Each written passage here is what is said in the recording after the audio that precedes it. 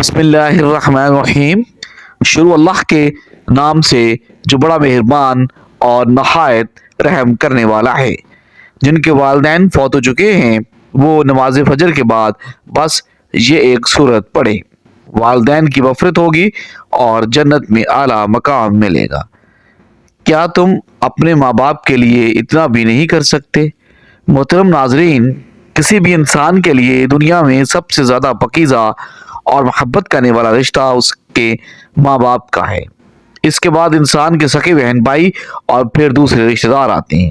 اس دنیا میں تعلق یا رشتے کسی بھی انسان کے لیے اولین ترجیح ہوتے ہیں، جبکہ کچھ رشتے تو ہمارے ایسے اہم اور لازم و منظم بھی ہو جاتے ہیں کہ ان کے بغیر زندگی گزارنا ناممکن اور مشکل ہو جاتا ہے۔ جو ماں باپ اپنے زندگی میں حیات ہوتے ہوتے اپنی اولاد کے لیے ہر طرح کی تک و دو اور ہر ممکن کوشش کرتے ہیں کہ ان کی اولاد کامیاب ہو جائے، اور ان کے لیے یہ بات قابل فخر ہوتی ہے، اور ہر ماں باپ کی یہی خواہش ہوتی ہے کہ اس کی اولاد نیک اور فرمانبردار ہو اور اپنے ماں باپ کا کہا مانے اور ان کے لیے آسانیاں پیدا کرے۔ جو اولاد نیک اور فرمانبردار ہوتی ہے وہ اپنے والدین کے لیے بخشش کا سبب بنتی ہے، کیونکہ نیک اور فرمانبردار اولاد والدین کی وفات کے بعد ان کے لیے مختلف وظائف اور ذکر و اذکار کر کے ان کی روحوں کو بخشتی ہے، جس سے ان کے والدین کی آخری زندگی آسان ہو جاتی ہے اور ان کے درجات بلند ہوتے ہیں۔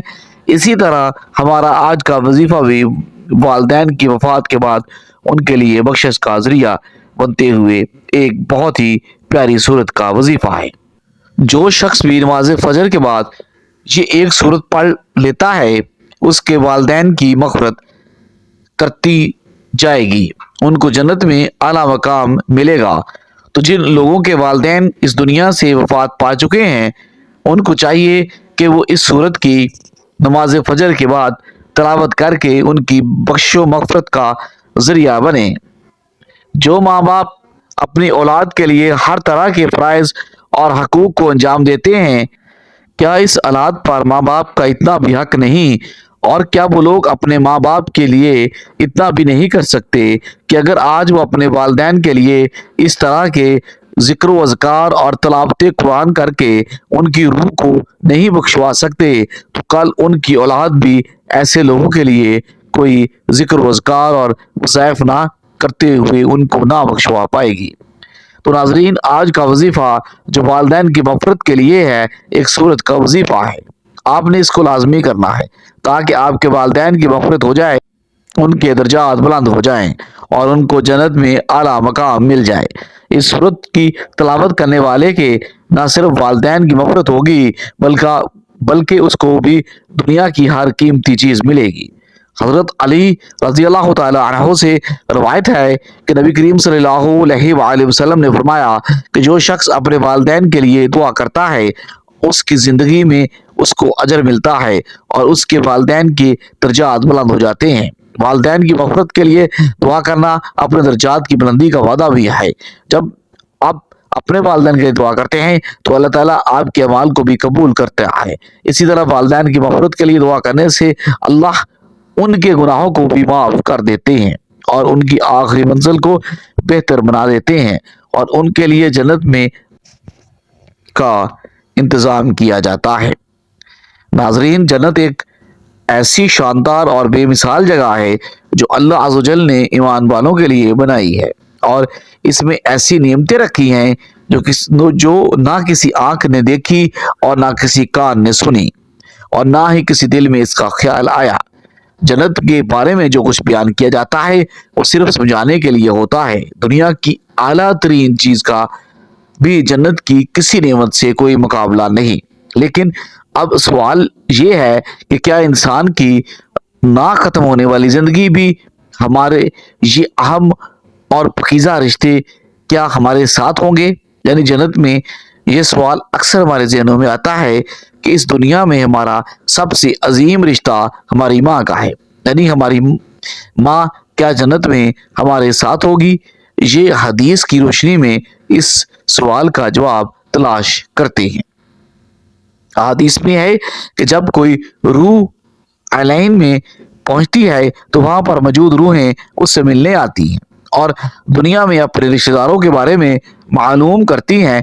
इस तरह से जब कोई इंसान मरने के बाद आलीन में पहुंचता है तो उसके रिश्तेदार उससे ऐसे मिलते हैं जैसे किसी दूर दराज से आने वाले मुसाफिर से मुलाकात की जाती है और दोनों आपस में मिलकर बहुत खुश होते हैं।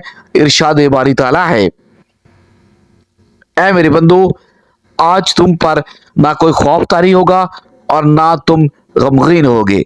मेरे वो बंदे जो हमारी आयतों पर ईमान लाते हैं और फरमाबरदार रहते हैं, तुम भी और तुम्हारी बीवियां भी खुशी से चमकते चेहरों के साथ जन्नत में दाखिल हो जाओ। इनके आगे इनके आगे सोने के प्याले और गिलास गर्दश में लाए जाएंगे और इस जन्नत में हर वो चीज होगी जिसकी दिलों को ख्वाहिश होगी और जिसमें आंखों को लज्जत हासिल होगी। इनसे कहा जाएगा इस जन्नत में तुम हमेशा रहोगे। मोहतरम नाजरीन, इन आयात से ये बात साबित होती है कि जन्नती मर्दों की बीवियां भी जन्नत में उनके साथ होंगी और एक साथ ही जन्नत में रहेंगी। वहां जन्नत में उन्हें हर वो चीज मुहैया की जाएगी जिसकी वो ख्वाहिश करेंगे। हजरत अबू हुरैरा रज़ी अल्लाह ताला अन्हा से रवायत है कि रसूल करीम सल्लल्लाहु अलैहि वसल्लम ने इरशाद फरमाया, जिस वक्त कोई बंदा मोमन बनने के करीब होता है तो रहमत के फरिश्ते सफेद रेशमी कपड़ा लेकर आते हैं और रूह से कहते हैं कि निकल जाओ, तो अल्लाह से रजामंद है और अल्लाह तुझसे रजामंद है, अल्लाह ताला की बरकत की जानब और अपने परवरदिगार की जानब जो कि गज़बनाक नहीं है। फिर वो रूह इस तरह मुतवातिर हालत में निकल जाती है जिस तरह से उम्दा खुशबूदार मुश्क, और फरिश्ते हाथ पर उठाए हुए आसमान के दरवाजे पर ले जाते हैं और आसमान वाले फरिश्ते कहते हैं कि क्या उम्दा खुशबू है जो ज़मीन से लेकर आई है। फिर इसको अहले ईमान की अरवाह को बिछड़े हुए से मिलाते हैं और वो अरवाह खुश होती हैं और ये खुशी इस खुशी से भी ज्यादा होती है जो किसी बिछड़े हुए की आमद से इंसान को मुयस्सर आती है। फिर वो पहले से मौजूद मोमन इस नई आने वाली से दरावत करते हैं कि फला आदमी ने क्या किया और फला आदमी का क्या हुआ, यानी इस शख्स को दुनिया में छोड़कर गए थे, अब वो किस तरह के कामों में मशगूल है। फिर इन्हीं में से चंद रूहें आपस में एक दूसरे से कहती हैं कि अभी ठहर जाओ और उसे छोड़ दो क्योंकि ये दुनिया के गम में मुबतला था। ये रूह पूछती है कि क्या वो शख्स अभी तुम लोगों के पास नहीं पहुंचा, वो तो कब का मर चुका था। इस पर वो रूहें कहती हैं कि फिर वो जहन्नम। मोहतरम नाजरीन, हमारे नबी हजरत मोहम्मद सल्लल्लाहु अलैहि वसल्लम ने फरमाया कि तुम्हारे अमाल तुम्हारे इन रिश्तेदारों और ख़ानदान वालों के सामने जो आखिरत यानी आलमे बुजुर्ग में है पेश किए जाते हैं। अगर नेक अमाल हो तो वो खुश होते हैं और कहते हैं कि अल्लाह आपका फजल और रहमत है, बस अपनी ये नेमत इस पर पूरी कीजिए और इस पर इसको मौत दे दीजिए। और इस तरह इन पर गुनाहगार शख्स का अमल पेश होता है तो वो कहते हैं अल्लाह इसके दिल में नेकी डाल दे जो तेरी रजा और कर्ब का सबब हो जाए। मुख्तलिफ रवायात से मालूम होता है कि जन्नत में मुख्तलिफ रिश्तेदार एक दूसरे को पहचानते होंगे और एक दूसरे से मिलते जुलते रहेंगे और इन में से बाज को एक साथ रखा जाएगा। सूरत तूर की आयत नंबर 21 में अल्लाह सुब्हानहू तआला का फरमान है, और जो लोग ईमान लाए और उनकी औलाद ने भी ईमान में उनकी पैरवी की तो हम उनकी औलाद को भी उन्हीं के साथ शामिल कर देंगे और उनके अमल में किसी चीज़ की कमी नहीं करेंगे। हज़रत इब्न अब्बास रज़ियल्लाहु ताला अन्हु से मरवी है कि बेशक अल्लाह मोमिनों की आंखों को ठंडा करने के लिए उसकी औलाद को उनके असल मकाम बुलंद करके उसके पास उसके दर्जे में पहुँचा देंगे, अगरचे ये औलाद अपने अमाल के एतबार से इस दर्जे तक ना पहुंची हो। फिर आप सल्लल्लाहु अलैहि वसल्लम ने ये आयत तलावत फरमाई, और जो लोग ईमान लाए हैं उनकी औलाद ने भी ईमान में उसकी पैरवी की, और इससे मालूम होता है कि इंसानों की औलाद को उसके मुताबिक उनके साथ ही रखा जाएगा। और जो लोग जन्नत में जाएंगे तो यकीनन ये वो लोग होंगे जिन्होंने इस दुनिया में नेक अमाल किए होंगे, जबकि ऐसे लोग भी होंगे जिन्होंने गुनाह کیے ہوں گے، لیکن اپنے گناہوں پر شرمندہ ہو کر اس دنیا میں ہی اللہ سے معافی مانگ لی ہوگی۔ صدقے دل سے توبہ استغفار کر لیا ہو تو اللہ تعالیٰ ان کو معاف فرما کر جنت میں داخل کر دے گا۔ یہاں اللہ عز و جل ان کی خواہش پوری فرما دے گا، اور یقیناً ان کی خواہش میں سے ایک خواہش یہ بھی ہوگی کہ دنیا میں اس سے جو بھی گناہ سرزد ہو چکے ہیں، یہ کوئی گناہ ہمارے اعمال اس نے کیے ہیں تو اس سے وہ تمام اعمال بلا دیے جائیں گے، کیونکہ جنت امن اور سکون کی جگہ ہوگی۔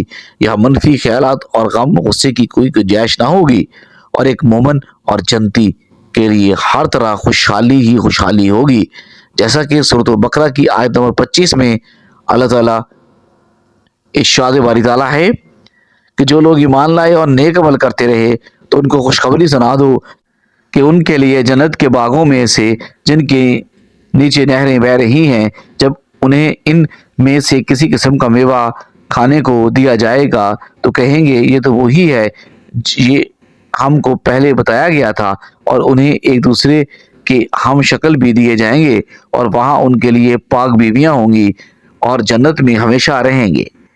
محترم ناظرین، ایک اور حدیث میں ہے کہ رسول کریم صلی اللہ علیہ وسلم نے فرمایا، جب اہل جنت میں داخل ہوں گے اور ان میں سے کسی کو اپنے بھائیوں اور رشتہ داروں سے ملنے کی خواہش ہوگی تو اس کا بستر اسے اڑا کر ان کے بستروں کے برابر پہنچا دے گا، اور پھر دونوں تکیے لگا کر دنیا میں گزرے ہوئے دنوں کے بارے میں باتیں کرنے لگیں گے۔ ان میں سے ایک اپنے ساتھی سے کہے گا، تمہیں یاد ہے کہ اللہ نے فلاں فلاں جگہ پر ہماری مغفرت فرمائی تھی، اس طرح ہم نے اللہ سے دعا کی تھی اور اللہ نے ہمیں مغفرت کا پروانہ عطا فرما دیا تھا۔ کہا، یا رسول اللہ، میرا ارادہ ہے کہ میں آپ صلی اللہ علیہ وسلم کے ہمراہ جہاد میں شرکت کروں، اور اس لیے آیا ہوں کہ آپ صلی اللہ علیہ وسلم سے اس معاملے میں مشورہ لوں۔ فرمایا، کیا حکم ہے؟ حضرت محمد مصطفیٰ صلی اللہ علیہ وآلہ وسلم نے ان سے پوچھا، تمہاری والدہ زندہ ہے؟ جاہم رضی اللہ علیہ اللہ تعالیٰ نے کہا، جی ہاں زندہ ہے۔ حضرت نبی کریم صلی اللہ علیہ وسلم نے ارشاد فرمایا، تو پھر تم انہی کی خدمت میں لگے رہو، کیونکہ جنت انہی کے قدموں میں ہے۔ رضائی ماں کے ساتھ بھی اچھا سلوک کیجیے، ان کی خدمت کیجیے، ادب و احترام کے ساتھ پیش آئیں۔ حضرت ابو طفیل رضی اللہ تعالیٰ عنہ کہتے ہیں کہ میں نے جرانہ کے مقام پر رسول کریم صلی اللہ علیہ وسلم کو دیکھا کہ آپ صلی اللہ علیہ وسلم گوشت تقسیم فرما رہے تھے۔ اتنے میں ایک خاتون آپ صلی اللہ علیہ وآلہ وسلم کی خدمت میں حاضر ہوئی۔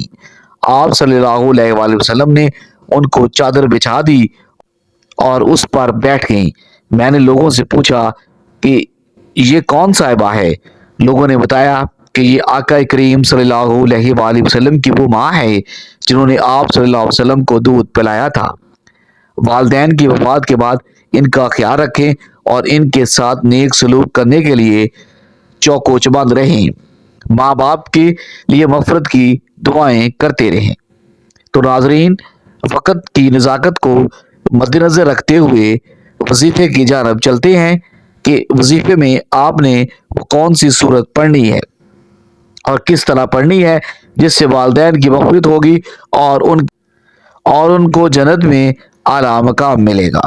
تو ناظرین، سب سے پہلے آپ نے نماز فجر ادا کرنی ہے۔